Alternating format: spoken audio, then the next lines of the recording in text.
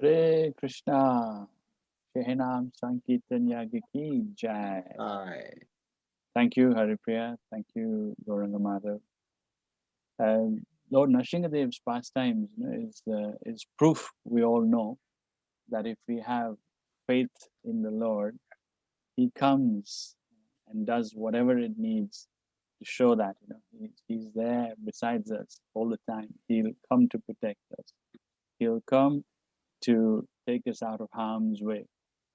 Children are considered to be very, very pure and gentle, more so children of Vaishnava devotees. It's so encouraging and heartwarming to see the two of you take up to devotional life like Prahlad Maharaj at a very early age. And blessed are your parents for encouraging you and giving you the environment to do so. Thank you so much, the two of you. It was nice, Bhojan.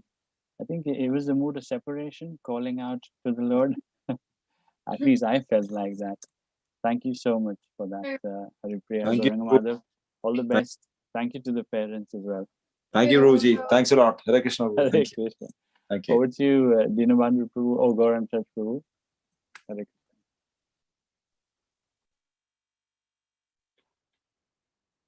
Add over to the Bandhu Prabhu.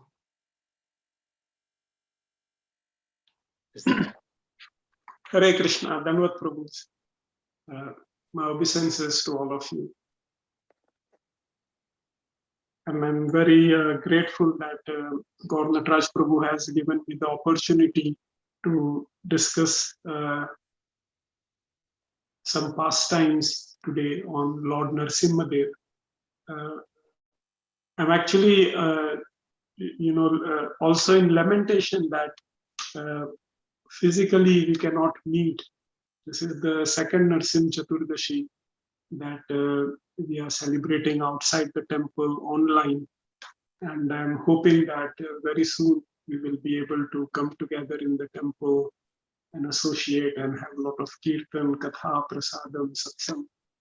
So I'm sincerely praying to Lord Narasimhadev that please give us the benediction that very soon all the devotees can associate again together.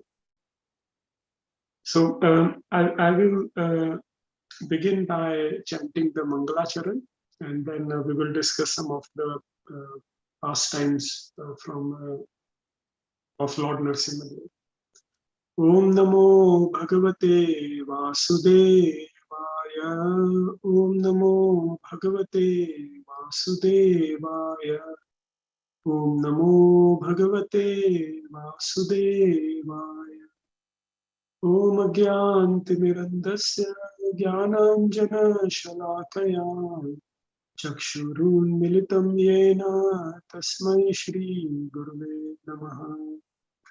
Shri Chaitanya Manobishtam Sthapitam Yena Bhutale Swayam Rupa Kadamaya Dadati Swapadantikam Vandeham Shri Guru Shri Yuta Padakamalam Shri Gurun Vaishnavamscha Shri Rupam Sagrajatam Sagana Raghunathanvitam Tam Sajivam Sadvaitam Savadhutam Parijana Sahitam Krishna Chaitanya Devam Shri Radha Krishna Padan Sahagana Lalita Shri Vishakhanvitamscha He Krishna Karuna Sindhu Deenabandhu Jagatpate Gopesha Gopika Kanta Radha Kanta Namostute Tapta Kanchana Gaurangi Radhe Vrindavaneshwari Vrishabhanu Sute Devi Pranamami Hari Priye Vancha Kalpatarubhyascha Kripa Sindhubhya Eva Cha Patitanam Pavanebhyo Vaishnavebhyo Namo Namaha. Namo Vishnupadaya Krishna Pristhaya Bhutale Shrimate Bhaktivedanta Swami Tinamine Namaste Saraswati Deve Gauravani Pracharine Nirvishesha Shunyavadi Paschatya Deshitarine Jaya Shri Krishna Chaitanya Prabhu Nityananda Shri Advaita Gadadhar Shrivasadi Gaur Bhaktavrinda Hare Krishna Krishna Krishna Hare Hare Hare Ram Ram Ram Hare Hare Shri Shri Lakshmi Narasimha Bhagwan ki Jai Bhattaraj Prahlad Maharaj ki Jai Narasimha Chaturdashi Mahotsav ki Jai Shri Prabhupada ki Jai Nitai Gaur Premanande Hari Bol Hare Krishna. So this is a very beautiful day for all the devotees, and this day is especially wonderful because on this day devotees rejoice, understanding that the Lord will protect them at all times. This is the day when devotees feel secure and happy in the Lord's protection. So I thought, most of us will know the story of Lord Narasimhadev, how Hiranyakashipu did austerities and pleased Lord Brahma to get the boon of being almost immortal. And based on that boon, he started harassing. But then his own son, Prahlad Maharaj, became a devotee of Lord Vishnu. And this was not at all pleasing to Hiranyakashipu. So he started torturing Prahlad Maharaj, his own son. And then Lord Narasimha Dev came to protect Prahlad Maharaj, and he killed Hiranyakashipu. So this story is very popular, and I'm sure many of you will know this story. So for today's class, I was preparing from Narasimha Puran. So there are 18 Mahapuran, of which Srimad Bhagavatam is considered the topmost. And then there are 18 Upapuran, of which Narasimha Puran is one. So I was always curious what is there in Narasimha Puran. It's a very small Puran, 68 chapters, and 5 chapters are dedicated to the pastime of Lord Narasimha Dev. So with devotees' permission and blessings, I would like to pick up some gems and relish some nectar from these chapters, chapters 40, 41, 42, 43, and 44. These 5 chapters describe the pastime. And it's a very nice reading, very nice to reflect upon some of the verses which come in this Upapuran, Narasimha Puran. So just as in any Puranas, there is a conversation going on. There's a conversation between Markandeya Rishi, who is narrating this pastime, to Sahasranik. Sahasranik is a king coming in the dynasty of Pandavas. Pandava's son or grandson, Parikshit Maharaj, his great grandson is Sahasranik, King Sahasranik. So Markandeya Rishi is narrating this pastime to King Sahasranik. His name is also mentioned in 9th canto of Srimad Bhagavatam when the lineage of Pandavas is being described. So Markandeya Vacha Varaha Katito Hevam Pradurbhavo Harestava Sampratam Narasimham Tu Pravakshami Nibodhame. So Markandeya Rishi is saying, in previous chapters, I've described how Lord Vishnu incarnates in the form of Varaha. I will now highlight his incarnation as Lord Narasimha. Please listen to it attentively. So, Diti had 2 sons, Hiranyaksh and Hiranyakashipu. And Hiranyaksh was killed by Lord Varahadev. So Hiranyakashipu, he became very unhappy about this, and he decided to take revenge. So he approached his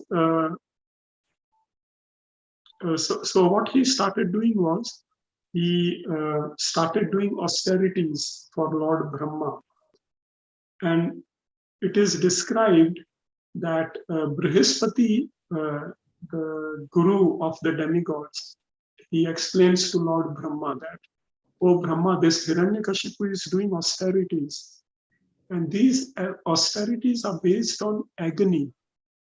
So when a person is in agony, there is no greater force, there is no greater motivation than agony. And in this agony, he is almost sure to get the results of his austerities."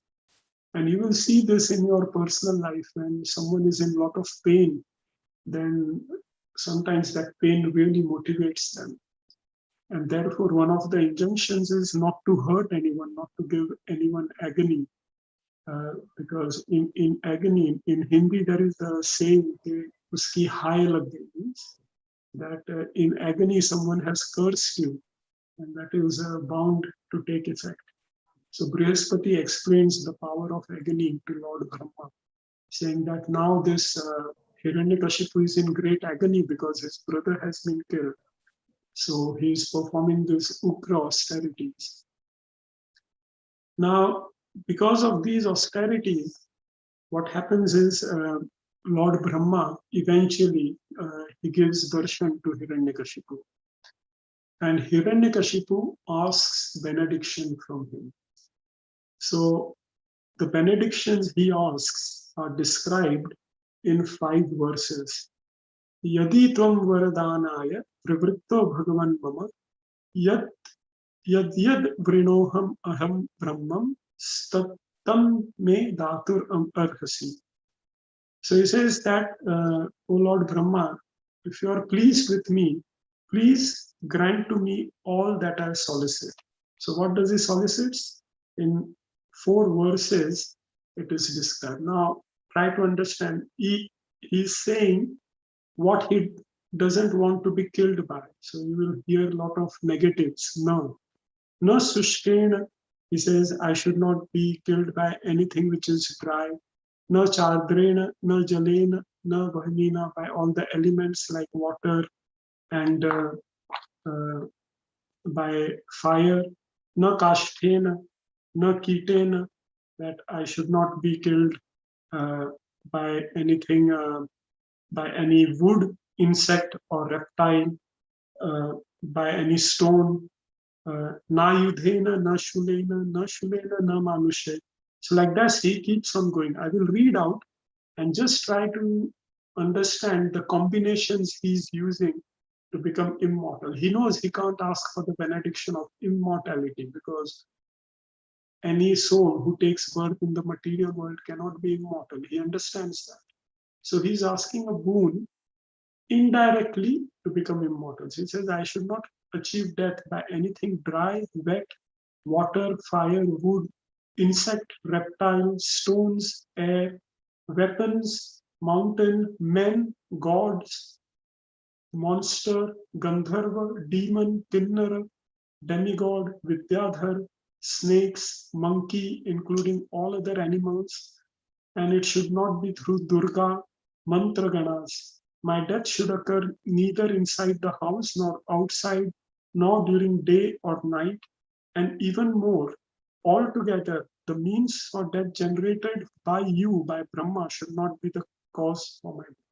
So anything within Brahma's jurisdiction should not cause him death. So Hiranyakashipu, with his mind, he has tried to cover all possibilities. Now, my dear devotees, I often reflect upon Hiranyakashipu's mentality. I am a psychiatrist, so I like to do some psychoanalysis. And I understand that Hiranyakashipu and Prahlad, they are 2 extreme consciousness of the living entity. Living entity, when it becomes very materialistic, wants to enjoy himself separate from the Lord. He becomes actually inimical to the Lord. And Hiranyakashipu is an extreme example of such consciousness. So, because Hiranya means gold, Kashipu means bed. So, bed means comfort or sex life. So, a conditioned soul, he wants to accumulate wealth and he wants to do sense gratification. Hiranyakashipu was an extreme example. He conquered the whole material universe except for the kingdom of Brahma. Because Brahma gave him benediction, he spared Brahmalok, but all the other 13 planetary systems he had conquered. So a living entity, when it becomes averse to the Lord, when it wants to enjoy separately from the Lord, it becomes like Hiranyakashipu. And then he tries to use his intelligence in the most extreme way to ensure that his enjoyment is perpetual. And in this process, he's not afraid to do sinful activities. So we know when Hiranyakashipu gets this benediction, he becomes so powerful. It is described in further verses that what he did was he started abusing his powers. He fought against the gods and dethroned them. And then what he started doing is he made everyone afraid. And eventually people started committing crimes and sins. They stopped the worship of gods, of demigods, and it is described in Narasimha Puran. The graph of crime and offense it rose up rapidly. So everywhere became hellish, everyone became sinful. That is one extreme. The other extreme is his son, Prahlad Maharaj, who became a devotee of the Lord. And the Lord, to protect such a devotee, he took care of all these combinations of all the benedictions that Hiranyakashipu had received and protected his devotee.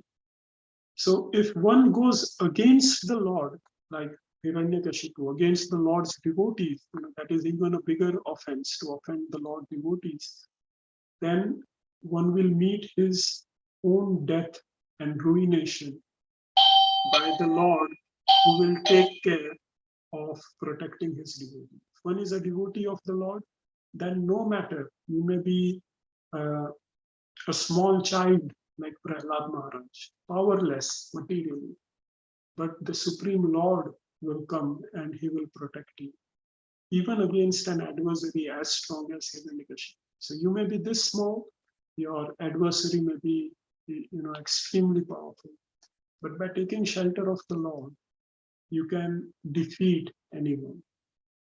There is an example given. There was an example given to me by Gaurang Prabhu many years ago. He said that human beings, they can walk at maybe 5-6 miles an hour. They can increase their speed by running to maybe say 10 miles an hour. But if they take shelter of powerful instruments like bicycle, you can go maybe 20 miles. Car, you can go 100 miles an hour. Helicopter, you can go few hundred miles an hour. A jet, you can go at the speed of sound. So by taking shelter of objects which are more powerful than you yourself can enjoy that power. And he said, who is the most powerful in this creation? The Lord himself. Krishna is the origin of everything. Govindam Adi Purusha. He is the origin of everything. He is the most powerful. Everything rests on him. So if we take shelter of the Supreme Lord, the Supreme Lord stands by your side. He will stand actually in front of you and he will protect you. And who can face the Supreme? No adversary, no person, no situation can stand in front of them. So we can see by this benediction of Hiranyakashipu, no need to do austerities, no need to make your mind run so fast and try to devise things. Just simply follow Prahlad Maharaj, take shelter of the Supreme Lord, and you will accomplish everything. You don't need to do anything else. So on Narasimha Chaturdashi, or whenever I sing Narasimha prayers, I remember this, that I don't need to do anything else. I just need to take shelter of them. And then all situations, all personalities, all adversaries, they will be taken care of. I don't need to do anything separate. One of the symptoms of surrender, there are 6 symptoms of surrender or bhakti. And one of them is Krishna Rakshatati iti Vishvaso, that one should have faith that Krishna will protect me under all circumstances. And to protect his devotee Prahlad, Krishna came as Lord Narasimha. So that is one of the lessons I always try to reflect upon on this day.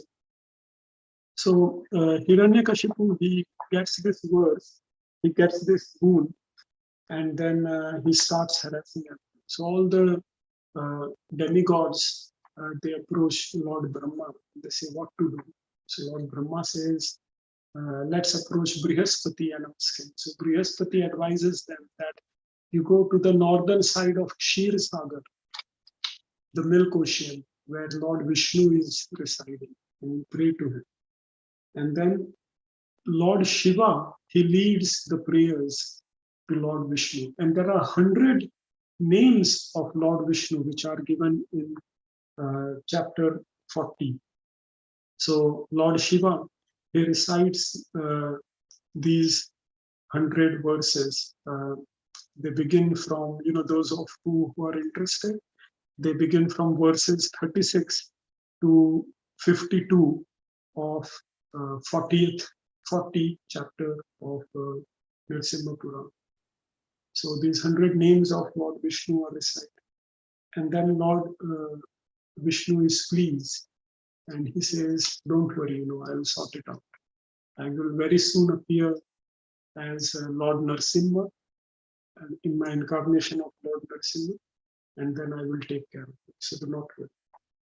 So in chapter 41, the birth of Prahlad Maharaj is described, and this is something very unique. I really liked this particular pastime, as I had not read or heard it previously. So what happens is, how Prahlad Maharaj was born, that is described. So when Hiranyakashipu was doing austerities, Lord Brahma became very disturbed. He said, this demon, this monster is doing austerities. He's not going to ask something for the benefit of mankind. He'll ask something troublesome. So what should I do? So Brahma's Manas Putra, Lord Brahma, Lord Narad Muni, he comes and Narad Muni asks his father, oh father, why are you worried? So he says, this is the situation. So Narad Muni says that by the mercy of Krishna, I will trick Hiranyakashipu. I will break his austerity. So Hiranyakashipu, he has just started doing austerity. So Narad Muni with his great friend Parvat Muni, they become two birds, Kalavinka birds. They're described as Kalavinka. And they go and they sit on a tree nearby where Hiranyakashipu is doing austerities. And they chant this mantra, Om Namo Narayana, Om Namo Narayana, Om Namo Narayana. They chant this 3 times. So Hiranyakashipu becomes very angry. He says, who is chanting the names of man? And he opens his eyes and sees these 2 Kalavinkas. So he takes his arrow and shoots at them. But Narad Muni, he escapes with Parvati. Hiranyakashipu becomes disturbed and he goes back to his palace. And in the night time, he's associating with his wife Kayadu. So during that act, Kayadu asks him, oh my king, you went to do austerities, why have you come so early? So Hiranyakashipu says that, oh my beautiful wife, I was doing austerities, don't know where these 2 birds came from. And they recited this mantra 3 times, Om Namo Narayana, Om Namo Narayana, Om Namo Narayana. And at that time, he releases this. And this is how Prahlad Maharaj was conceived, hearing the 10-syllable mantra of Om Namo Narayana. So like this, Prahlad Maharaj was conceived. So then it is described that Prahlad Maharaj, from his birth, he would chant the names of Govinda. And Hiranyakashipu was not aware. So Hiranyakashipu, he sent him to Gurukul, to the ashram of Shanda Amark. And these were the sons of Shukracharya, the priests of the demons. And over there, he said that, you start learning. So one day, he calls Prahlad Maharaj and he says, my dear son, what have you learned? So Prahlad says that one should chant the names of Govinda.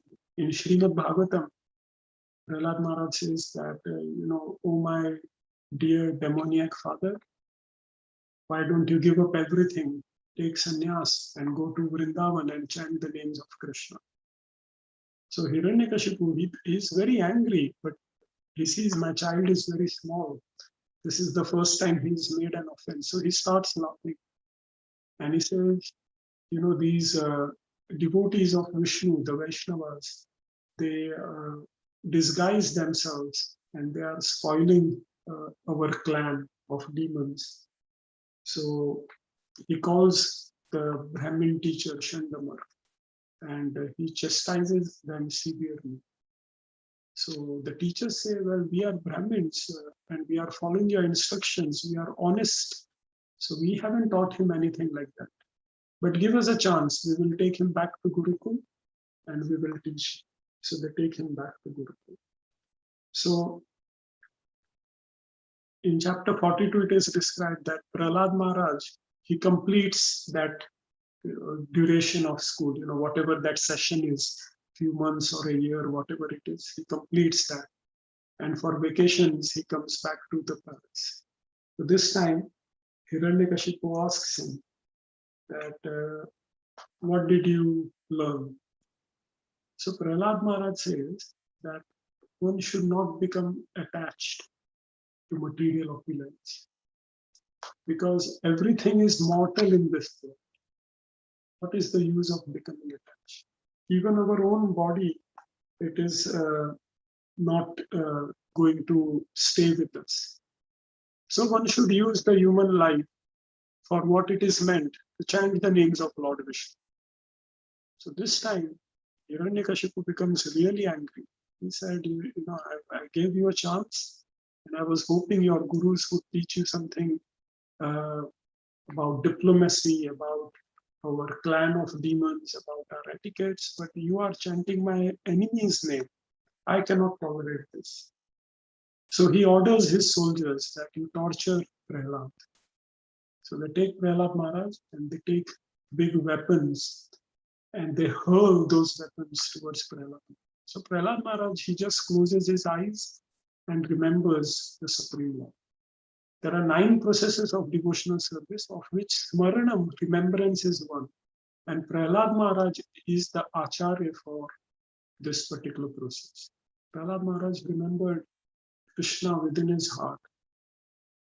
Now, sometimes devotees ask me that, did Prahlad Maharaj meditate on Krishna or Narasimha Dev? So Bhagavatam also mentions in one particular verse when the qualities of Prahlad Maharaj are described, where it is said that he was always absorbed in meditation of Krishna. And in Narasimha Puran, it is also said that he was chanting the names of Madhusudan, Govinda, Krishna, like that. So, because by that time, Lord Narasimha Dev had not manifested himself to Brahma. He was meditating on the form and the names of the Supreme Lord Krishna. And so there was an invisible shield created around him. And whatever weapons came towards Prahlad Maharaj, they either broke down or they deflected back and killed those demoniac soldiers. Bhaktaraj Prahlad Maharaj ki jai. So then the soldiers, they sent a lot of snakes towards Prahlad Maharaj. They got some snake charmers and they got these snakes. So these snakes, they tried to bite Prahlad Maharaj. But when they did that, their fangs got broken and blood started coming out. So the snake charmers who brought these snakes, they went to Hiranyakashipu and he said, this is amazing. Our snakes, they can burn mountains by their poison. They can burn a whole army by their poison. And if you don't believe, we can demonstrate that to you. But how is it that they are not effective on Prahlad? What power does he have? So at this point, Hiranyakashipu doesn't know what to do.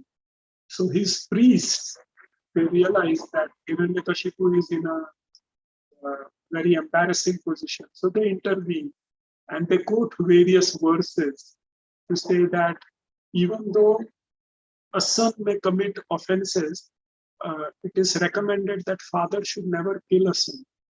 So please, you don't kill a son, you should train him for that. So they say, okay, all Shandan Amar again. And he says, you go and take him and teach him properly what our etiquette is. So you go and train him again. So Shandamar, they take him back to the school, back to the Guru. So it is described in chapter 43, what happens in Gurukul. So in Gurukul, all the classmates, they approach Prahlad Maharaj and they say, Prahlad, you are always happy, you are always peaceful. It appears that you have some secret. And if you can disclose that secret, we will be very fortunate. Please tell us what happened. So Prahlad Maharaj preaches to them about devotional faith. And he begins by describing the position of the fetus in the womb. When the living entity is in the womb of a mother, the living entity has to suffer so much.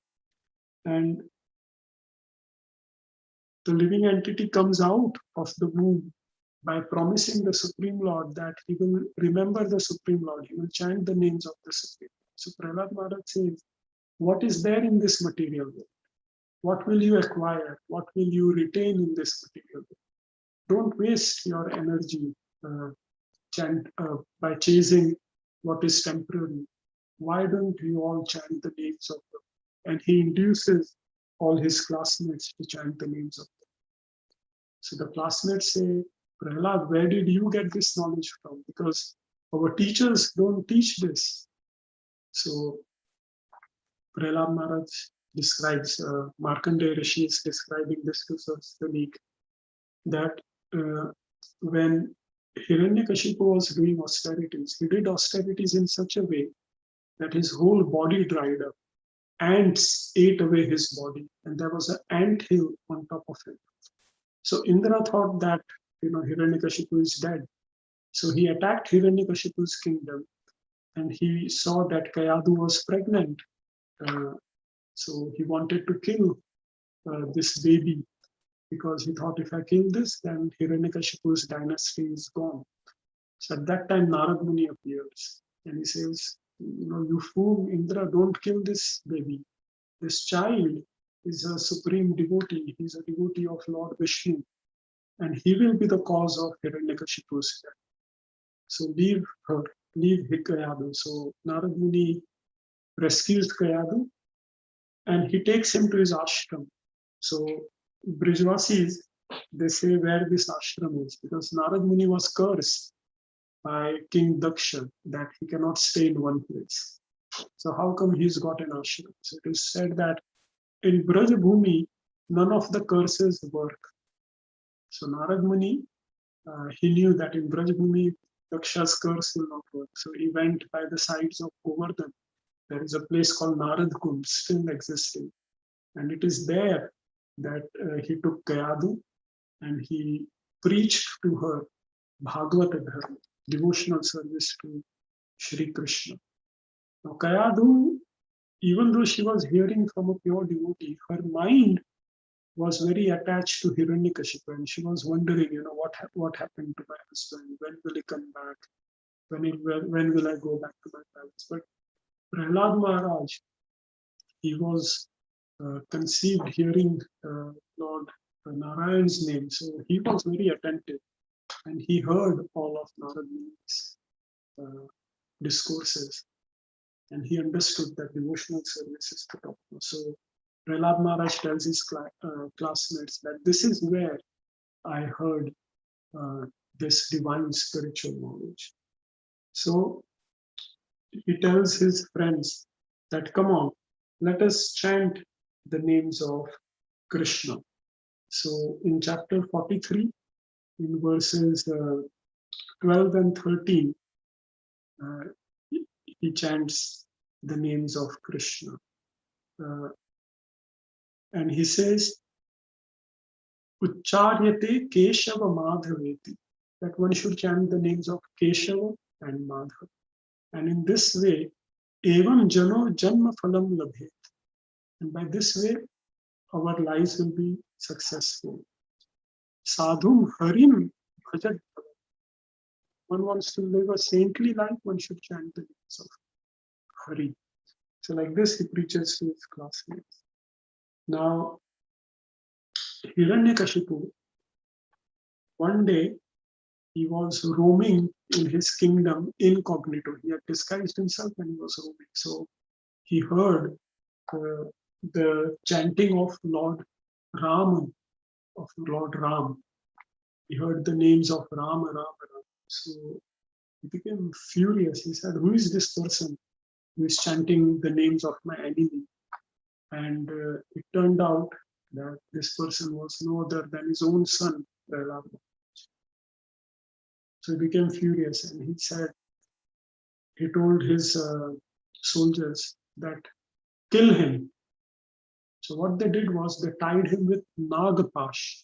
All these fierce cobras, they surrounded and tied up Prahlad Maharaj. Now Prahlad Maharaj, he was in deep meditation. He didn't even realize, when he was chanting, he was in such a meditation that he did not even realize that he was bound by snakes. This is the, how should I say, this is the perfection of chanting. I feel ashamed that I'm even saying something about chanting this way. Because when I chant, I'm very inattentive.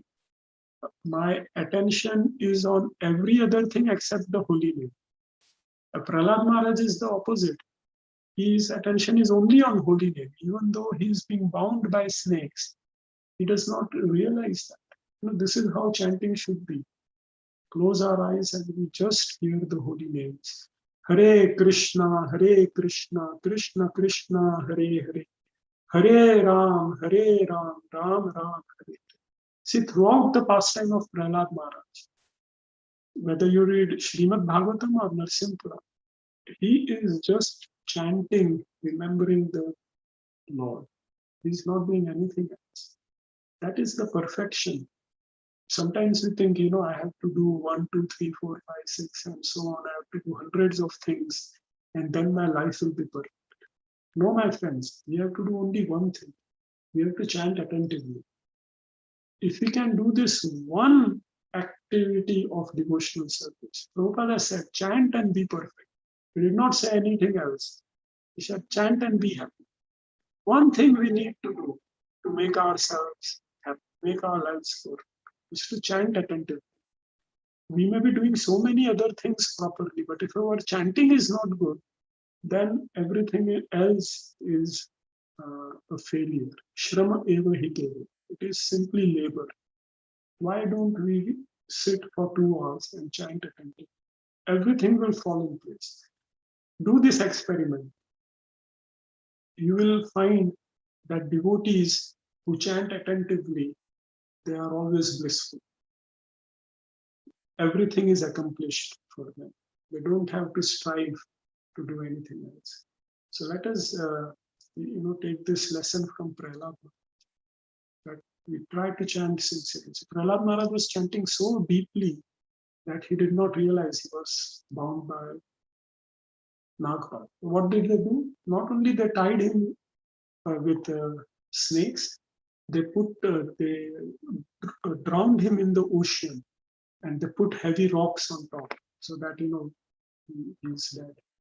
So what happens is Prahlad Maharaj goes into the ocean. He's there. He doesn't know he's in the ocean.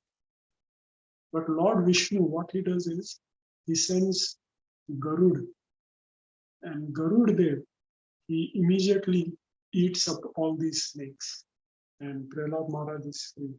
And the ocean, he also comes to the rescue.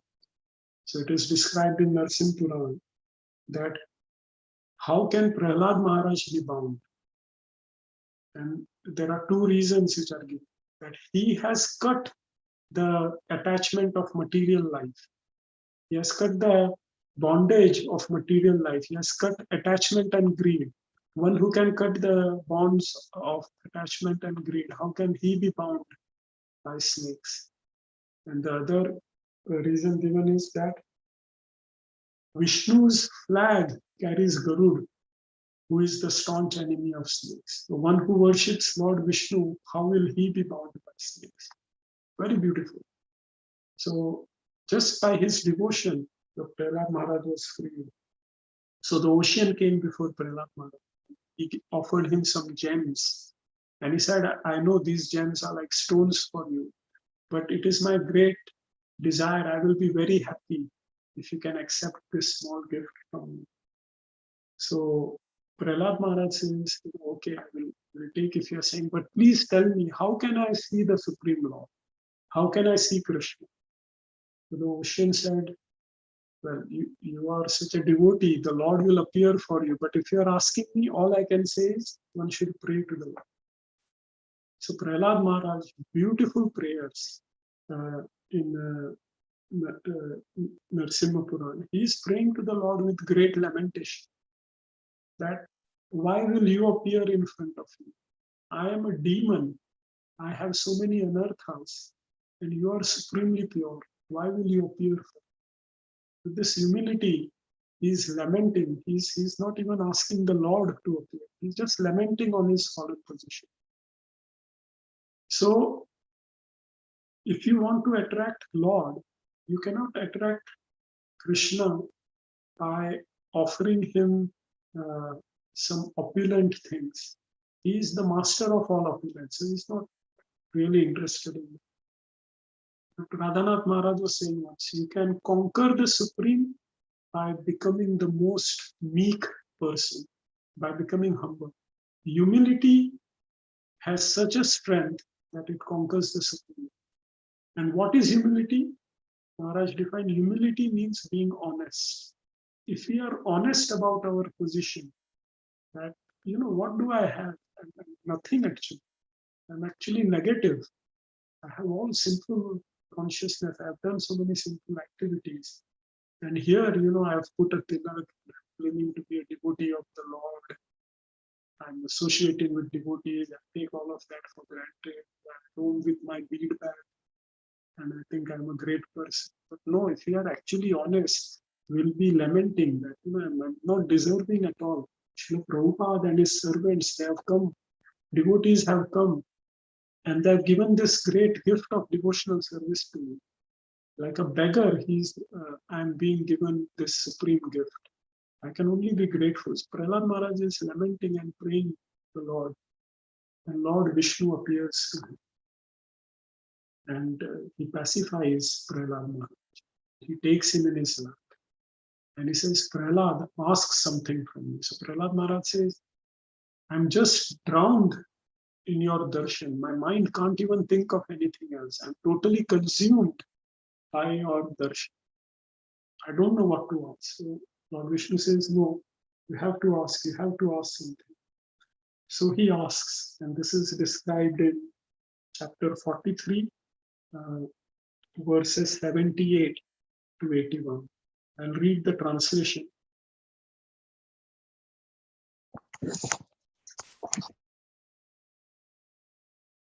So Prahlad Maharaj says, Deva Janmantareshvapi, O God, I wish I would be during all my births your slave like Garuda with exclusive devotion. O Krishna, I only desire my undeviated devotion for you and your pleasure throughout the ages to come. Not only this, but one more, that I should worship you and become intoxicated with absolute devotion, be free from worldly bondage. So Prahlad Maharaj asks for pure devotional service. Lord Vishnu gives him that. And he says that I will soon appear in my incarnation of Narasimha to deliver it. So then the Lord, the ocean, through its waves, brings Prahlad Maharaj to the shores. And the monsters, the demons, they see this and they are surprised. They said, how could he survive this? So they take him to Hiranyakashipu in his palace. And Hiranyakashipu, he's furious. He takes out his sword called Chandrahas and he says, he screams at Prahlad, how is it? Today I will kill you. You say that your God is everywhere. I hope he's there in this white pillar to protect you, because now I'm going to come and kill you. So as soon as he lifts his sword, this pillar, it smashes and Lord Narasimha Dev appears. Shri Narasimha Bhagwan ki jai. Lord Narasimha Dev appears with his, in great anger, in great fury, because someone has threatened his divinity. And he immediately, Hiranyakashipu, he orders all his soldiers to attack. And in just one stroke, Hiranyakashipu, Narasimha Dev, he destroys all the soldiers. So more and more soldiers keep coming. and Narasimha is enjoying his fight with all these soldiers. Ultimately, Hiranyakashipu says, I will come to fight. So he comes to fight, but at that time, it is twilight, and Lord Narasimha, he picks him up on his lap, so he's neither on the floor, neither on earth nor in sky, and takes him to the doorstep, so he's neither in the house nor outside. And with his nails, which are not weapon, Narasimha is not within Brahma's creation. So he fulfills the benediction of Brahma. He takes care of all the permutation combinations Hiranyakashipu had taken care of. And he tears him apart and puts his intestines on his neck. So we went to Ahobilam, where Garudadev had prayed. This is in Tamil Nadu, sorry, in Andhra Pradesh, in India, where Garudadev had prayed that, oh Lord Narasimha, when you appeared, I was not present. So I want to see that pastime. So he prayed in the area of Ahobilam, and the whole replica came over there, and including Hiranyakashipu's palace. So when we went there, one Pujari, he showed us the deity of Ugra Narasimha, and he was explaining the various the various parts of the deity, and he gave a very nice story. So it is called Loka Puran. Loka Puran means you may not find this in any written Puran, but it has come through oral hearing. People have heard it from their ancestors. Like that. So he said that when the fighting was going on and Narasimha wanted to kill him, so at that time, Hiranyakashipu, he tripped and he was about to fall. So Lord Narasimha, he immediately held him with one hand, because if he had fallen in front of Narasimha, Narasimha would have to consider that as that, oh, Hiranyakashipu has offered me obeisances, he's a surrendered soul. So he couldn't have killed him. So he held him midway. And then he placed him on his lap and he bifurcated him. And he took out his intestine. So what is the reason why he garlanded himself with intestines? It is because he considered that Hiranyakashipu is the father of my devotee Prahlad. And anyone who is a devotee, anyone who is connected to my devotee should achieve liberation. And for Hiranyakashipu to achieve liberation, he should do some service to me. So his service will be that he is offering his intestines as garland to me. I will take that as his service.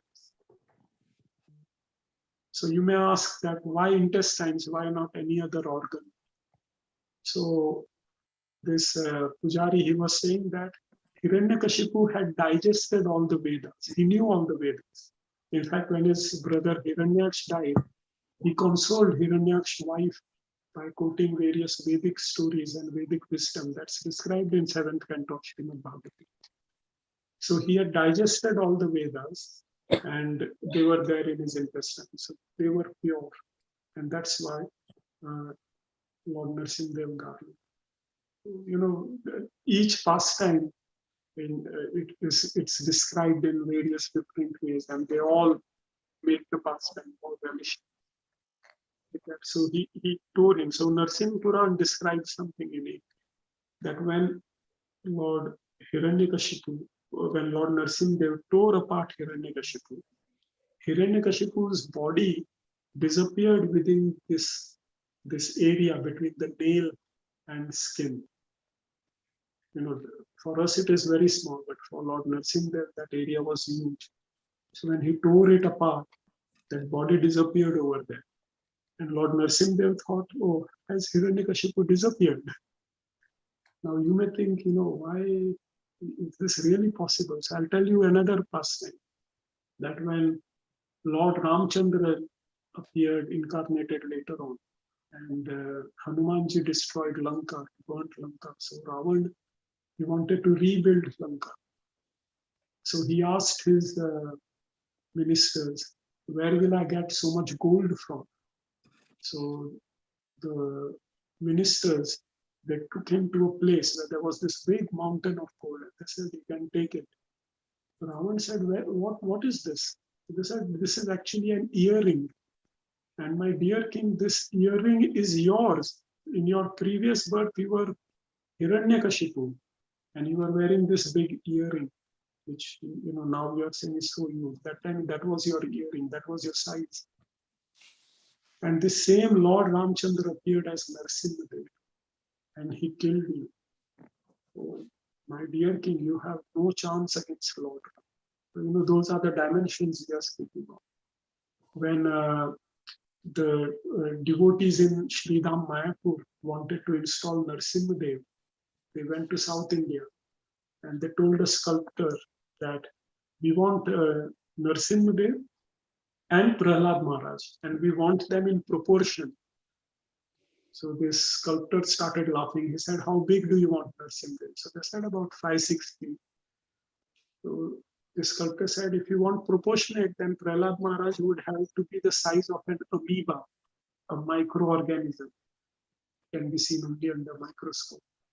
So those are the proportions we are talking about. So Lord Narasimha, when he bifurcated Hiranyakashipu's body disappeared.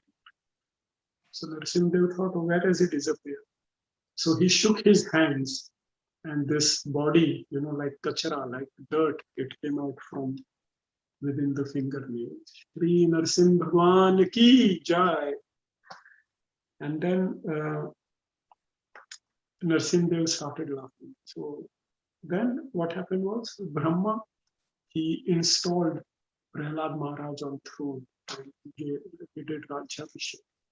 And Lord Vishnu, he told Indra to resume his heavenly kingdom. And then it is described. Now this is very unique. I had never heard this. After that, Lord Narasimha went to the Kshetra of Sri Shaila. I've never been to Sri Shaila. I'm sure some of you have been there. And over there, he stayed to protect all his future devotees. So there is a benediction given for devotees who hear this pastime, and I will read the benediction.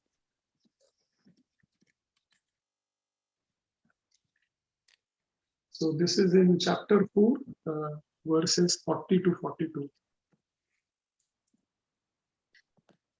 Ityetan Narasimhasya mahatmyam yah pathennara shrinoti va nripashreshta muchyate sarva papake naro va yadi va nari shrinotyakhyanumuttamam vedhat vyadadu shokascha dushta sangat pramuchyate दुशीलोपी दुराचारो दुप्रजो दोष कर्मकृत अधर्मिष्ठो अनभोगी च श्रृण्वन् शुद्धो भवेन्नरः. O king, so Markandeya Rishi is saying, O king, the man who either reads or listens to this episode of Lord Narasimha absolves himself from the march of evils. Whether it is a man or woman, whoever listens to this supreme episode gets rid of the faults attached to the company of wicked, mourning, agony, and from the pain of a widow's life. The wicked nature, evildoer, whose children are evildoers, who follows the activities as executed by the wicked, who have no faith in religion, and the sense gratificatory man, they too become holy at heart, merely listening to this episode. So that ends the description of Lord Narasimha pastime in Narasimha Puran. Of course, any discussion on the topics of Lord Narasimha this year cannot be complete without glorifying our great devotee whom we lost, Pankaj Angri Prabhu. Pankaj Angri Prabhu and Jananivas Prabhu. They are actually from UK. When Jananivas Prabhu came a few years ago to the house of Sarvanand Prabhu, he was saying that he was born in the area of York. And in 1970, they came to India to explore spiritual life, where they came in contact with ISKCON. And in 1973, Pankaj Angri Prabhu, he took initiation in Bhakti Vedanta manner. And Prabhupada instructed these two brothers that they should go and serve the deities in Sri Rama. So to begin with, Pankaj Angri Prabhu was assisting his brother Jananivas Prabhu in the worship of Sri Sri Radha Madhav. And then when Lord Narasimha Dev appeared there in deity form, then Pankaj Angri Prabhu took to his worship. And Pankaj Angri Prabhu and Jananivas Prabhu, they established deity worship to such a high standard. They became instrumental in improving rabbinical standards, deity worship standards, and they established the deity ministry. They have created deity worship manuals, and so many devotees have benefited. Those of you who have been to Mayapur would not have missed the darshan of Pankaj Angri Prabhu standing before the altar of Lord Narasimha Dev and praying for all of us. There is one pastime in particular that there was a devotee family from London. They had just started coming to the temple, and the wife was diagnosed with cancer of the uterus. So in UK, the NHS said that at best 3 months. But they found some surgeon in Germany who said that I will try to operate. So the wife went to Germany for operation. And the husband, he approached the devotees. And so one of the devotee was in Sridham Mayapur at the time. And he got this message. So he told Pankaj Angri Prabhu that, such a such Mataji from our congregation is going for surgery today.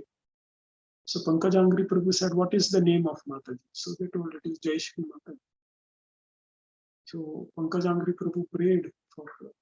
And then when this Mataji came out of the surgery, she said that I dreamt of Lord Narasimha Dev. And Prahlad Maharaj came and he said, do not worry. And I'm feeling that as if a great black shadow has come out of.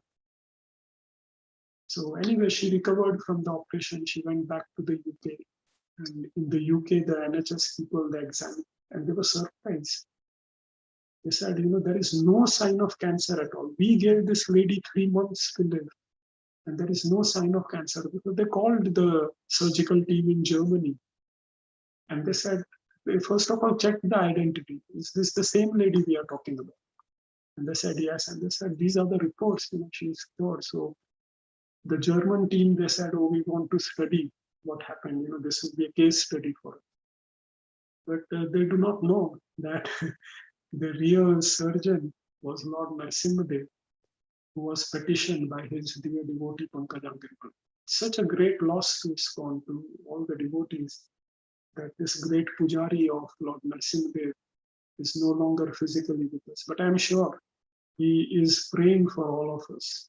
Wherever he is, Pankaj Angri Prabhu is praying for us, and we can only pray and beg at his lotus feet.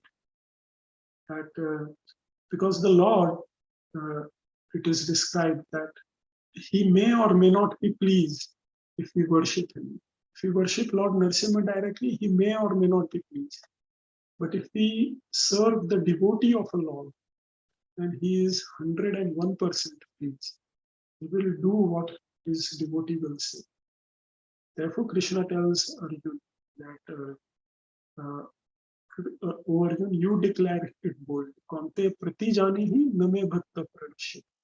That my devotee will never perish. If I say, then it's not guaranteed. But if my devotee says, it is guaranteed.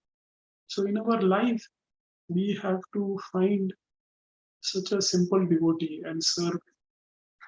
Because if the devotee of the Lord is pleased, then everything is accomplished. And that is the mood in which we should be chanting. That we are chanting because a pure devotee of the Lord, Srila Prabhupada, has instructed us to chant. We will never be able to chant perfectly. We just heard about how Prahlad Maharaj would chant. he would forget all external consciousness, and he would. We will never be able to do that.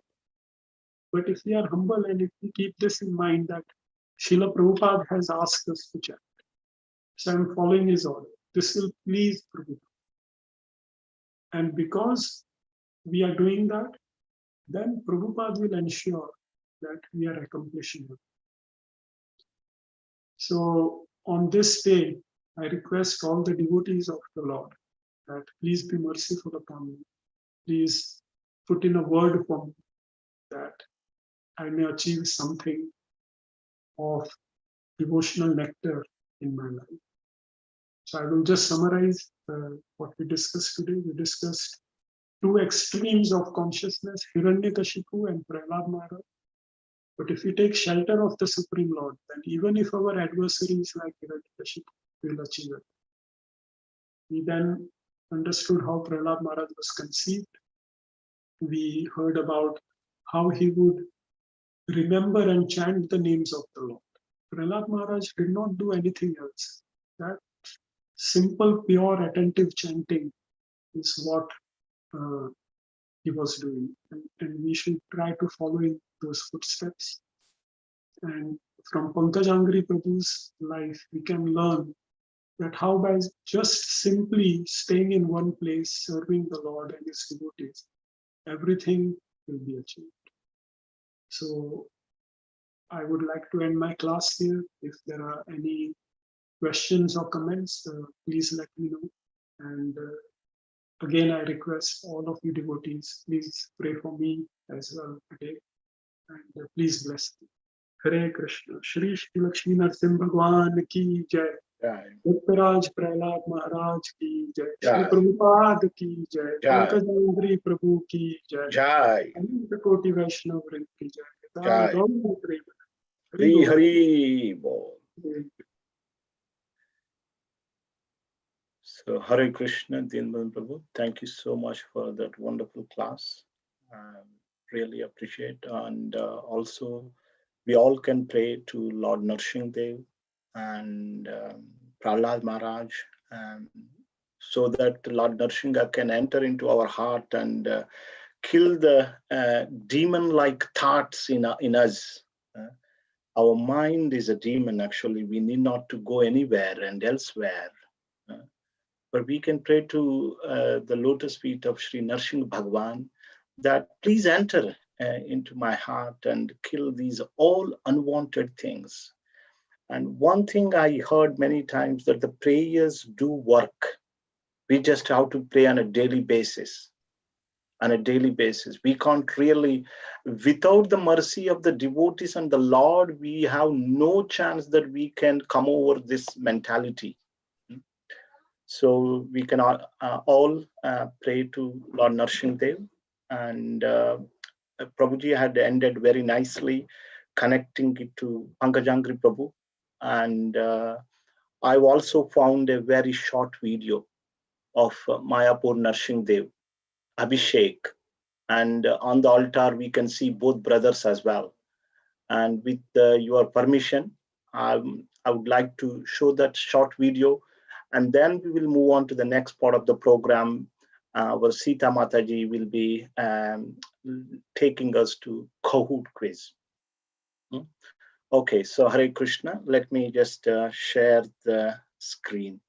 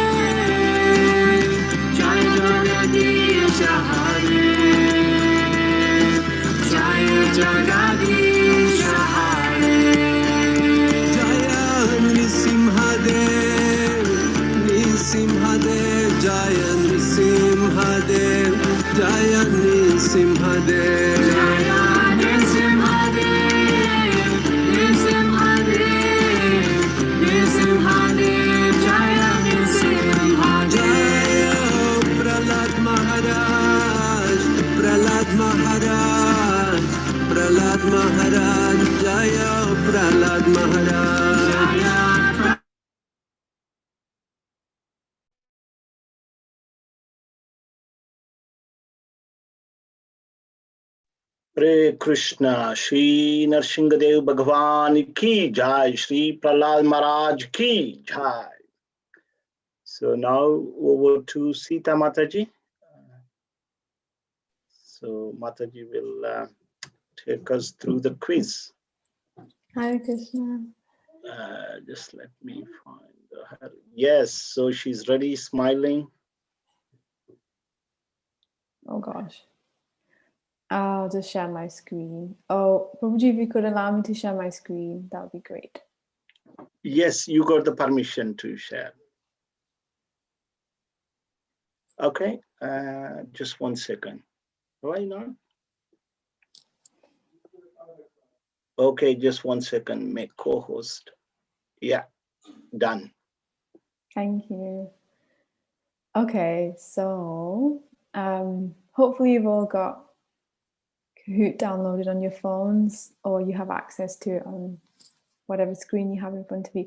So you just need to go into the pin and you can type in this pin.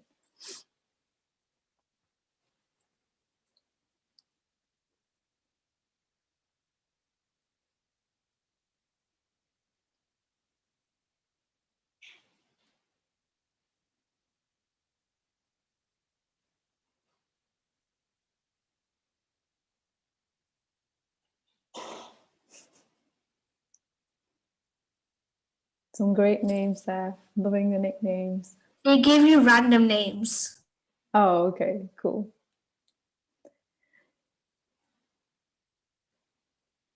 So hopefully everyone will be able to get on. There's 32 of us. So if you come in, if you're a family or if you're one household, try to come on, just one of you.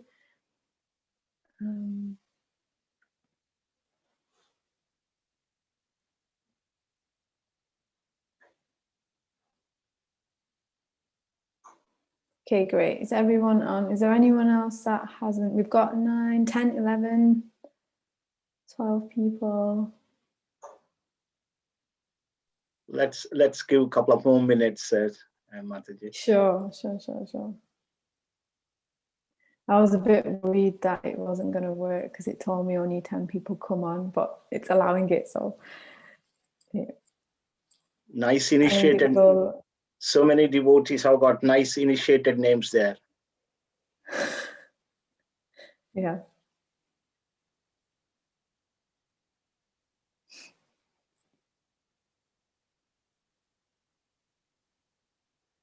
Someone got a lucky mouse, silly lion. Oh my goodness. Okay, so we have 16 people or 16 sign-ups. Anyone else?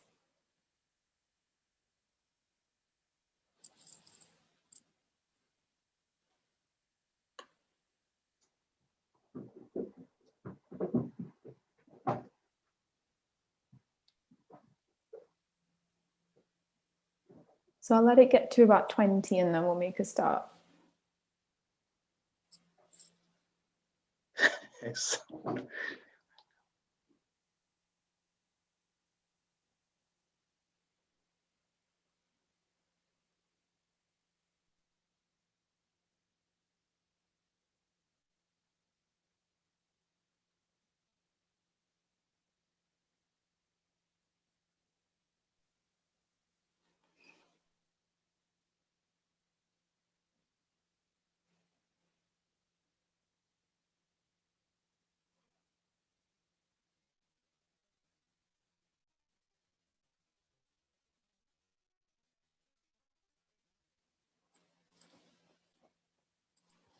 Okay, we've got 20.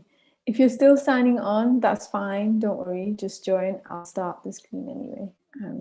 Here goes. Oh my God, please accept my humble obeisance to everybody.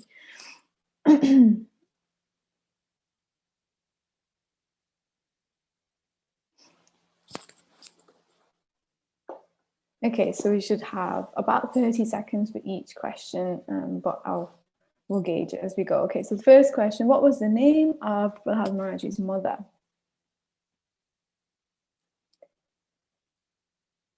Was it Gayadhu, Gaya, KK, or Gaidha?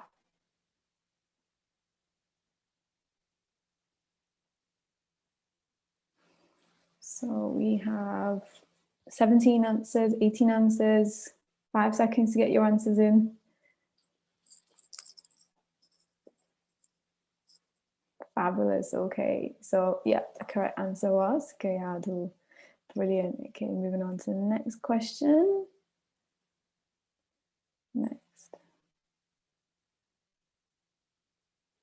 Okay, how do I go to the next question?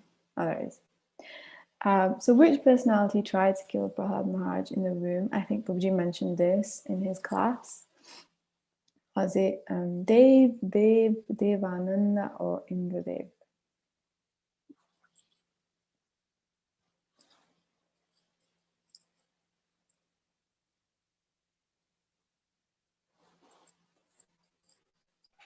The tricky part is to choose the other incorrect answers. Yeah, absolutely. Yeah, the correct answer was Indradev. And let's see, most of you all got it right. Brilliant. Okay. I don't know who clicked Dave. I presume that was a mistake.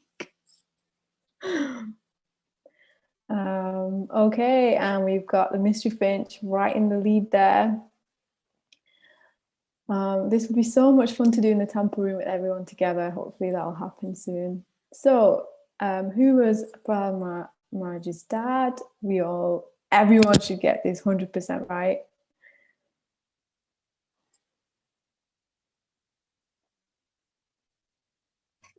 Press the wrong button. Oh, sorry, whoever pressed the wrong button.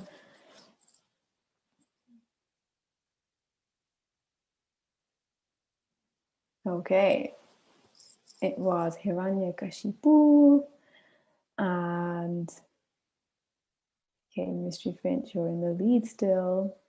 Not so far behind Brave Cheetah. Okay, what does Hiranyakashipu mean? Babuji also mentioned this in his class. So somebody who loves gold, somebody who loves golden beds, someone who loves soft bedding, or somebody who loves gold and soft bedding. I was reading this in the purport of one of the verses from Srila Prabhupada, and he says in the Bhagavatam, the literal meaning is somebody who, I'm going to tell you. I almost told you. Ooh, okay. Yeah, interesting. Yeah. So the correct answer is the literal meaning of Hiranyakashipu is someone who loves gold and soft bedding. In other words, someone who's materialistic. Hiranya means gold and Kashipu means bed. Well done, everyone who got it right. Mystery Finch, you still in the lead. Oh, you got popped down there a little bit. Okay, Brave Cheetah in the lead. Name the place Hiranyakashipu performed his austerities to Lord Brahma. So we heard in the class today as well that how he went to perform austerities. Really interesting pastime about Narada Muni, how he went to distract him. Yeah, so many interesting things in the class. So what was that place called? Was it Mandakini Hill, Mount Meru, Mandala Hill, or Mandara Hill?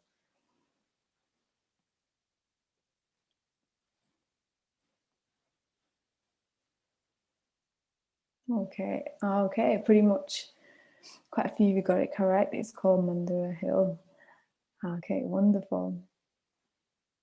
Brave Cheetah still in the lead. Super Gazelle getting there.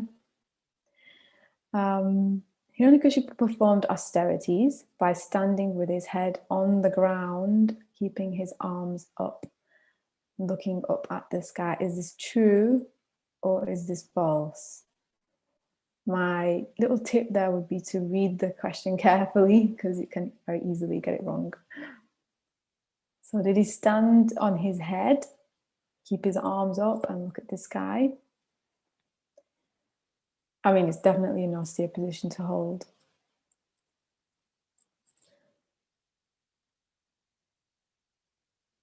Oh, the majority of you clicked true.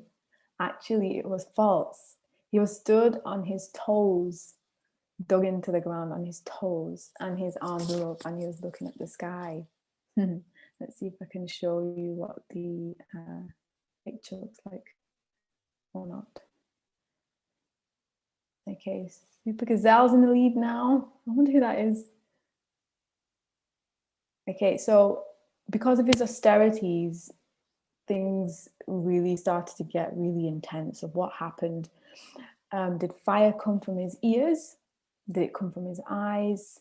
Did it come from his head? Or did it come from his chest?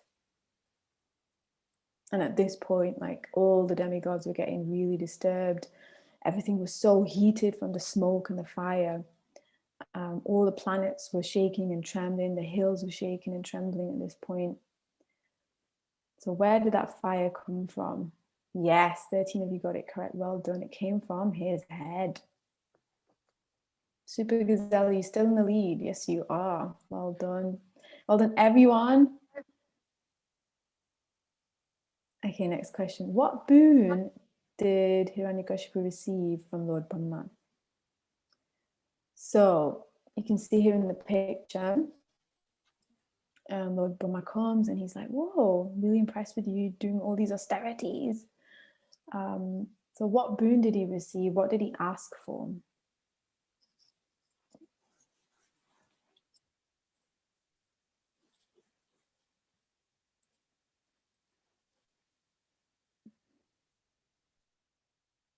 Fantastic. Pretty much everyone got that correct. So yeah, all of those answers. He couldn't be killed by any human or animal or demigod. Inside or outside, daytime, nighttime, any weapons in the land, in the air or on land. Wonderful. Okay. Rockstar Eagle, who's that? Okay, so next question. Who was Hiranyakashipu's spiritual master? Now, it's quite interesting, isn't it, when you think of someone who can perform so many demonic things and have quite a demonic personality, but still had a spiritual master or a guru or a teacher, right? Very interesting. So yeah, what was his name? Was it Shukravar, Shukracharya, Sugar, or Sukra? Well done, everyone. Everyone got it correct. Well done. Fantastic. Sugar. Could have been Sugar. He must have been very sweet to have a disciple like him. Okay. Hiranyakashipu tried to kill Prahlad Maharaj by, this is just a couple of things from all the other things that he did, but is this true or is it false? Read the question carefully. By having a snake bite him and putting him under the feet of elephants. Is it true or is it false? And he did lots of other things, right? Put him off a cliff. But would you mention quite a few things that he did in class too? Yes, fantastic. Everyone got it correct. That was absolutely true. Super Gazelle, you're still in the lead. Well done. Not so far behind Great Oryx. If only we could put our names. Actually, what I should have made everybody do is change their Zoom names so we know who is who. Prahlad Maharaj was one of 4 brothers. Is this true or false? I actually didn't know this until I read up on it. I thought that he was an only child.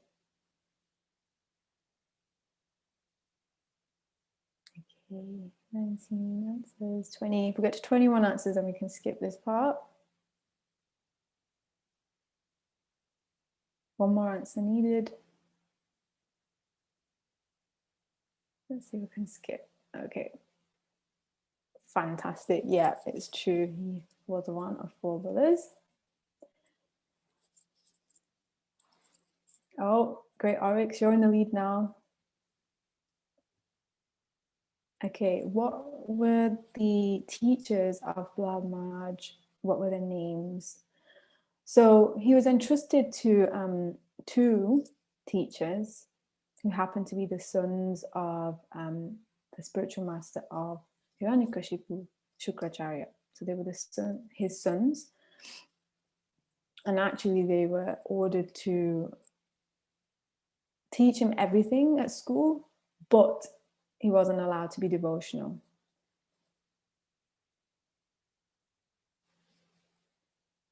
Well done, everyone. Pretty much everyone got that correct. Shanda and Amarka were their names.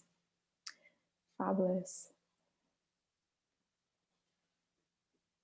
Great. Oh, Great Oryx, you're still in the lead. Okay, we've got about, halfway through, guys, doing really well. So let's see if we can fill in the missing word. Anyone want to sing this or recite it? Shamanam Kirtam Vishnu Padasevanam Arjanam Vandanam Dasyam Sakyam Atmani Vedanam. Is it Smarami, Samara, Smaranam, or Smanaram? Tongue twister there.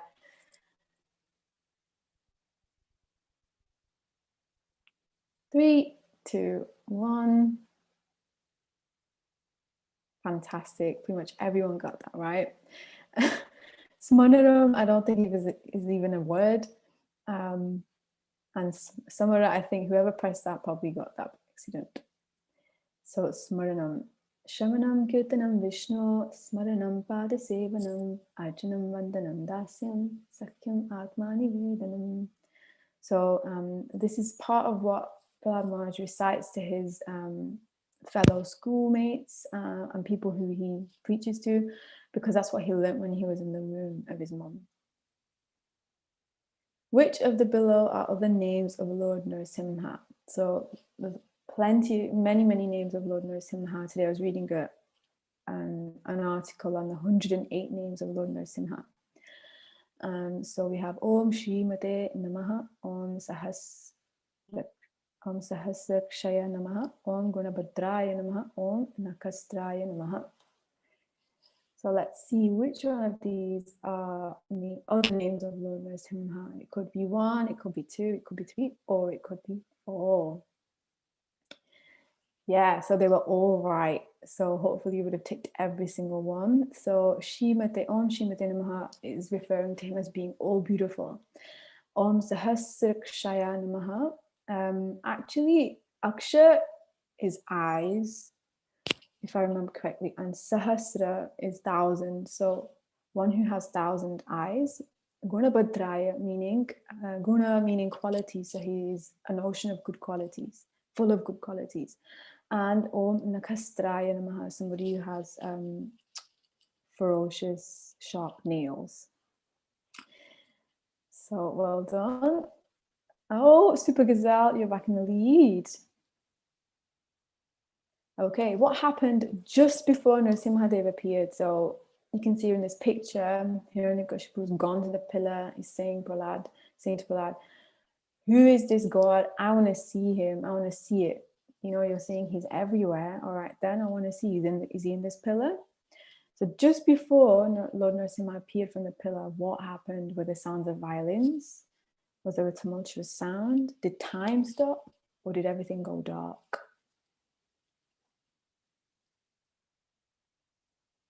Oh, well done, everyone. Yeah, there was a tumultuous sound because something, astonishing was about to happen.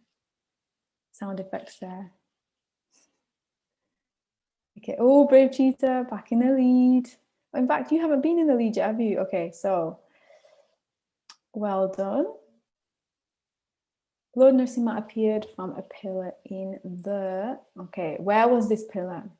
Because remember, Hiranyakashipu had a boon that he couldn't be killed inside or outside. So where was this pillar? And where was he stood at the time when he was having this conversation with his son? Was it in the lounge? Was it in the entrance of the palace? Was it in the pillar in the courtyard? Or was it in the assembly hall? And there were other people there as well, like the other demons. Well done, those 9 people. It was in the assembly hall. So that was a bit of a trick question. Yeah, it was all happened in the assembly hall, but then the actual killing of Hiranyakashipu happened, you would say, in the entrance and not outside and not outside. But the appearance of Lord Narasimha was in the assembly hall. Okay. Ooh, okay, question 17. Which of the following describe Lord Narasimha's appearance? So read this carefully. So his angry eyes were like gold, his ears were erect and motionless, his nostrils and gaping mouth appeared like caves of a mountain, or did his entire body touch the sky? It could be 1, it could be 2, it could be 3, it could be all 4 of those answers. Let's see.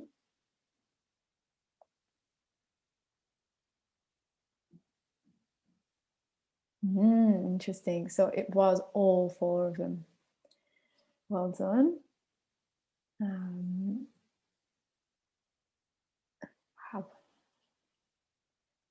So this is something Hiranyakashipu said when Lord Narasimha appeared.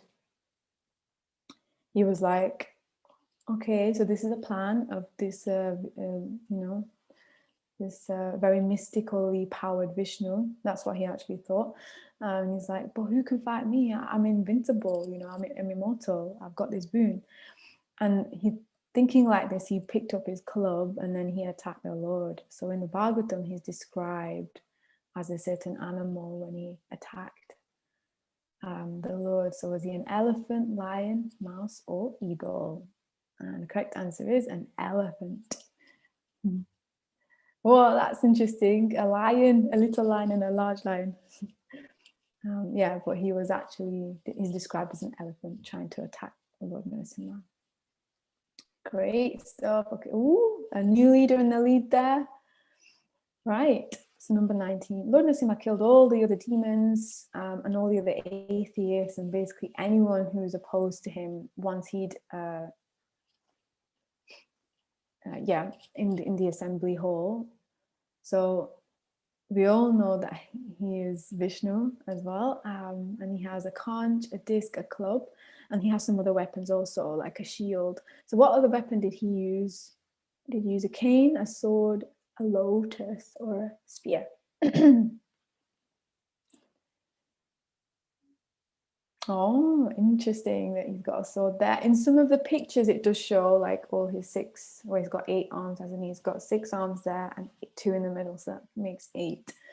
But in the Bhagavatam, it's referred to as lotus, as well as a conch, disc, and club. So well done. That was kind of hard.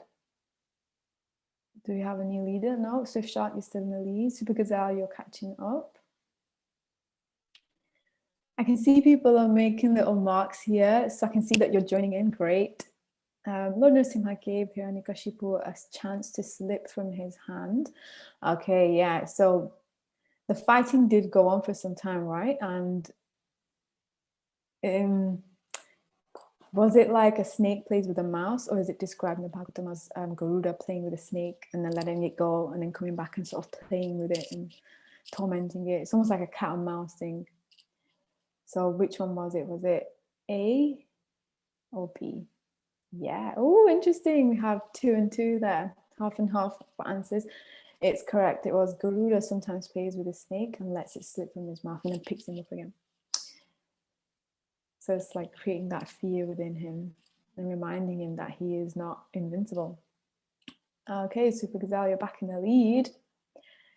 Question 21, we've got 5 more left after this. Hiranyakashipu could not be pierced even by, so this is showing that no wonder he thought that he was invincible, because he couldn't be pierced by, he was very powerful basically. So was it the world's strongest Brahmastra, or was it the thunderbolt of King Indra that he couldn't be pierced by?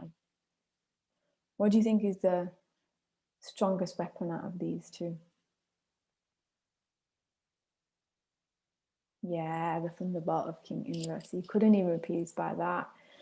And then the Lord comes and, simply uses his fingernails to defeat him. So that says a lot about our Lord. Brave Cheetah, you're in the lead. Okay, question 22. The super personality of Godhead. So we all know that he took the intestines, and we also know that there was other body parts involved. This is all from the Bhagavatam. So he uprooted Hiranyakashipu's then threw him aside. Could be a trick question, this. Was it his intestines, abdomen, his heart, or his brain?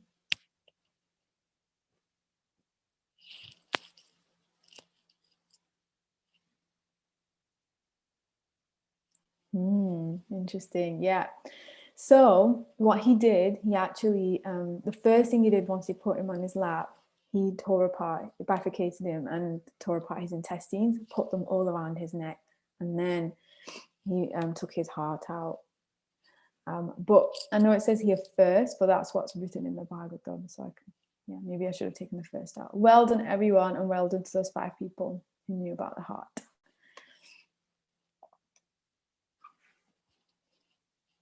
Okay, question 23. The hair on Lord Narasimha's head shook the clouds and scattered them here and there.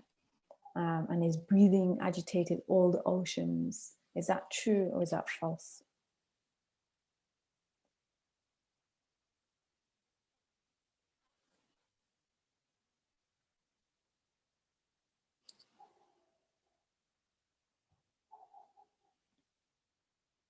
So we've got 16 answers there. I think there's 21 of us on the quiz.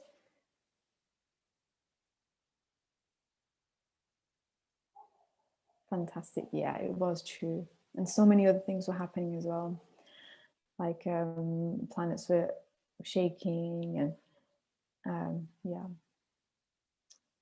Brave Tita, you're still in the lead. Well done. 24 of 26. So Hiranyakashipu had been exactly like a fever of a certain disease in the head of the three worlds, especially the demigods. They were so fed up with his, him and his brother. First it was brother, now him. All the disturbances that they were creating, and they were just sick, like fed up. So what illness was he compared to in the Bhagavatam? Was it meningitis, pneumonia, polio, or COVID-19?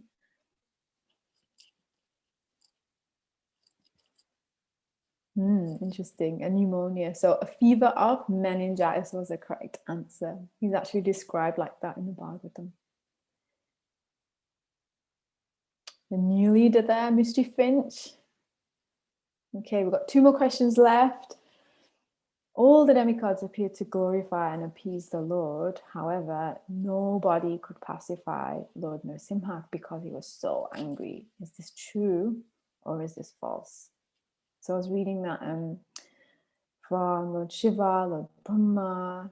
Then we had so many other demigods. We had Jaranas, Siddhas, Gandharvas, Yakshas, so many people, Kinnaras coming.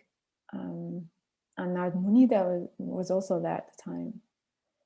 So what actually happened was correct. He was so angry, nobody could pacify him. And then Narad Muni was saying to the Shri Maharaj, who's narrating the story, Lord Brahma told Prahlad Maharaj, like, you should go and speak to him. So he does. Mystery Finch, you're still in the lead. Well done. Last question. Let's see. Prahlad Maharaj prostrated at the soles of his lotus feet, of the lotus feet of Lord Narasimha, and then Lord Narasimha became really ecstatic in affection. So what did he do next, immediately after? Did he offer him boons and benedictions, or did he raise Prahlad Maharaj and place his lotus hand on his head? Oh, I've given a minute for this one, but it might not need a minute. Oh, everyone's answered. Fantastic. Yeah, he raised Prahlad Maharaj. He placed his lotus hand on his head, and that was signifying, as it's stated in the Bhagavatam, that with his protection, we don't need to fear anything. Takes away all fearlessness from our hearts. And he's there to protect us. Wonderful, amazing, fantastic. So, Swift Shark. Oh, in third place was Swift Shark. Then we had Mystery Finch, and then we have Super Gazelle. Well done, fantastic. You got 21 questions correct, and then we have the Brave. Can't remember the names, but anyway, hopefully you saw them. Awesome, thank you so much. I hope that was okay. I'm gonna press stop share now if I can find the button.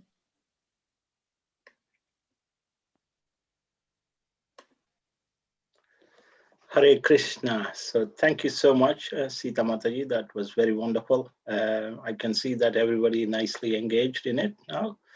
Madhav Kumar Prabhu, if you are there, then can you take us to the next part of the program? That is Kirtan Narshinga Pranam Mantra. Yes, Prabhu, Anandarupa Prabhu should be with us. He's scheduled to. Okay, so I will. Yeah.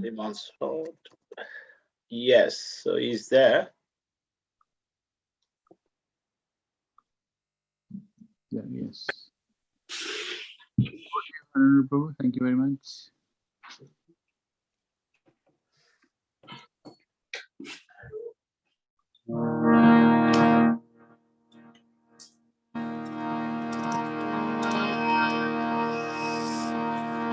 Namaste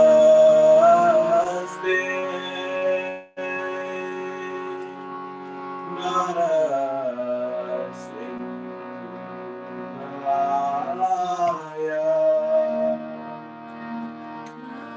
Namaste Narasimhaya.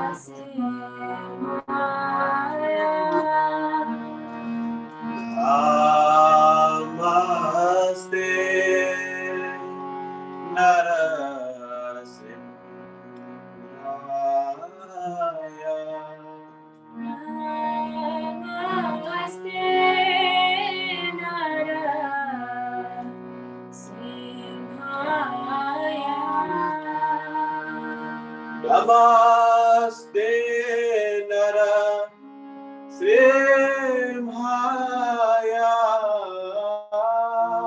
Namaste Narasimhaya. Prahlad Nadaine.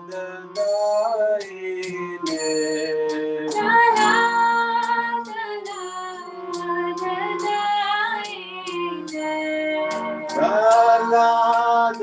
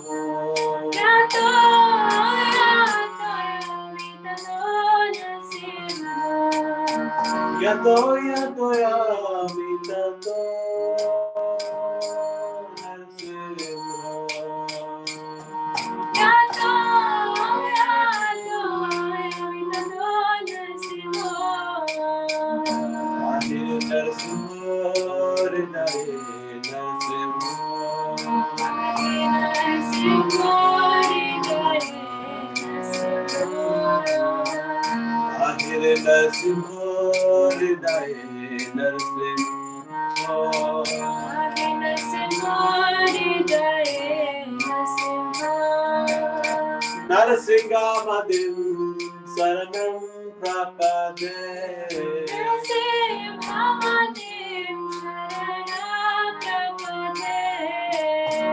Narasimhamadin Saranam Prapade.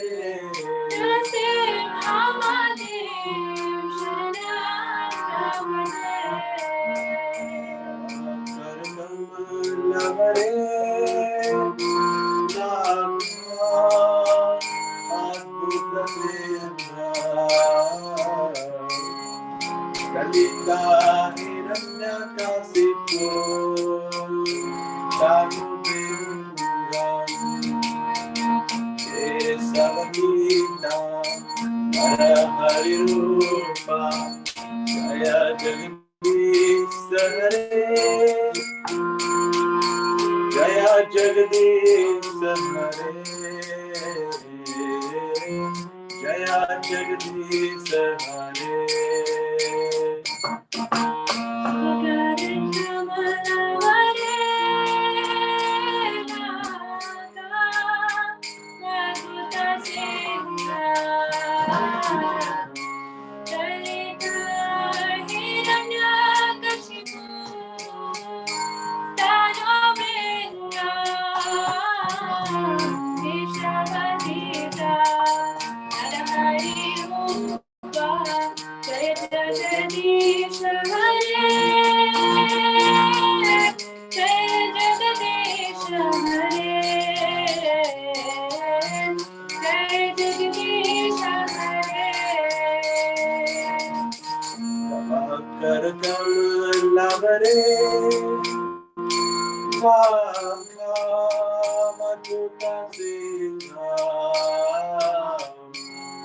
Kalita Hiranyakasipo Jano Bera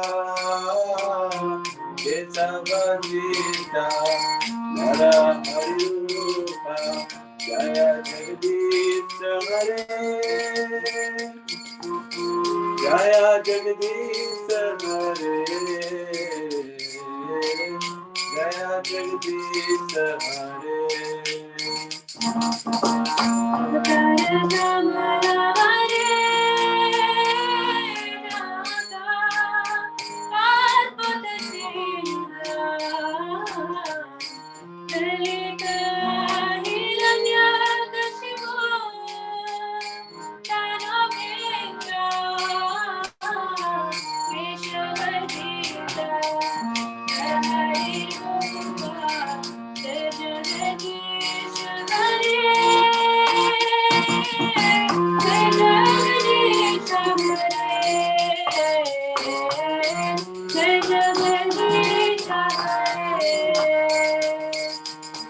Kesavadita Narhari Rupa Jaya Jagadish Hare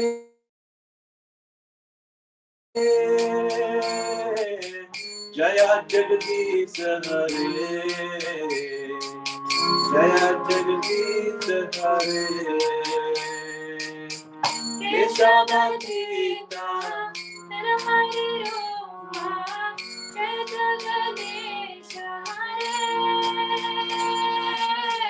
Jai Jagadish Hare Jai Jagadish Hare Jaya Narasimha Dev Narasimha Dev Narasimha Dev Jaya Narasimha Dev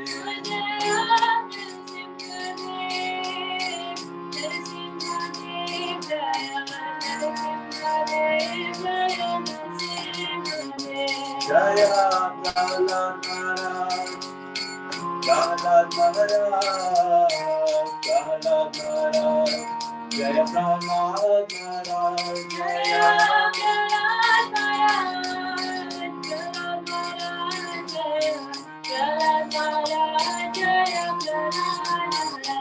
Jaya Prahlad Maharaj. Prahlad Maharaj, Prahlad Maharaj, Jaya Prahlad Maharaj, Jaya Prahlad Maharaj, Prahlad Maharaj, Jaya Prahlad Maharaj, Jaya Prahlad Maharaj, Prabhupada, Prabhupada, Jaya Jaya Prabhupada, Jaya Jaya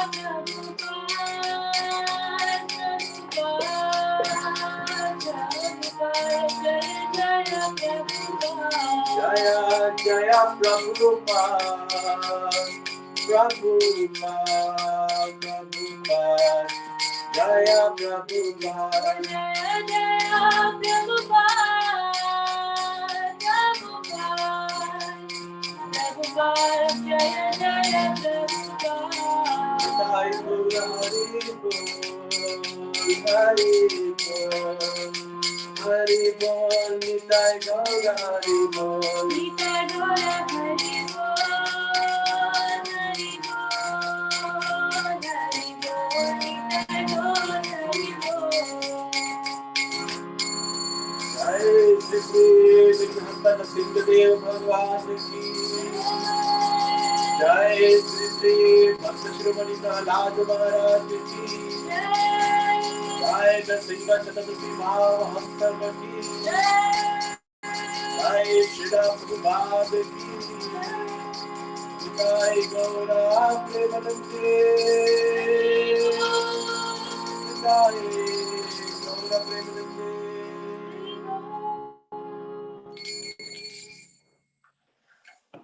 Yeah, so Radha Vinod Prabhu, thank you very much, Anandru Prabhu. Radha Vinod Prabhu, over to you.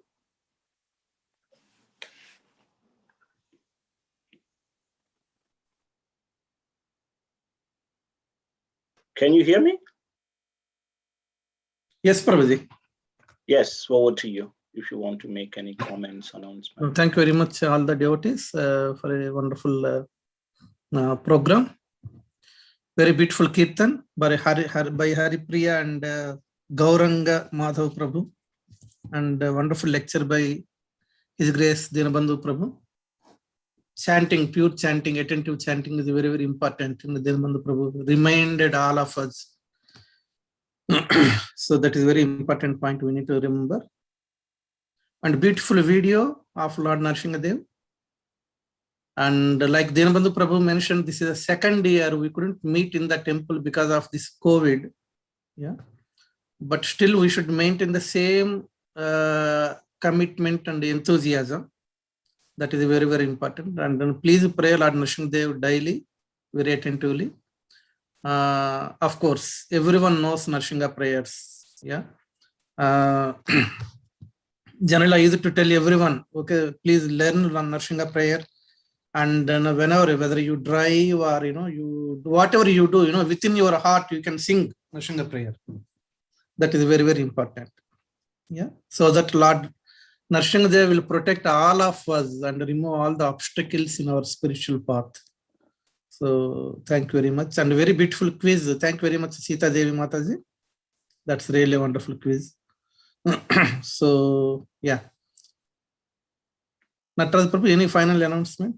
No, that's absolutely fine. Thank you, Radha Prabhu. Would like to thank everyone, and hopefully you all understand the current situation, and hopefully with the mercy of Lord Narasimha Dev, sometime in the near future, we might be able to open the temple and see you all personally. But until then, we have to just carry on these Zoom classes and our daily sadhana for hearing and chanting. So that is like watering the plant. So this Friday, we will have the continuation of Madhavendra Puri lecture by Radhamohan Prabhu. And on Sunday, we will be discussing prayers by Prahlad Maharaj. So that's it. And thank you very much, everyone, for tuning in. Hare Krishna, Srila Prabhupada ki jai, Bolo Shri Narasimha Dev Bhagavan ki jai, Shri Prahlad Maharaj ki jai, Nithai Gaura Premanandi, Hari Hari Bo. Hare Krishna. Hare Krishna.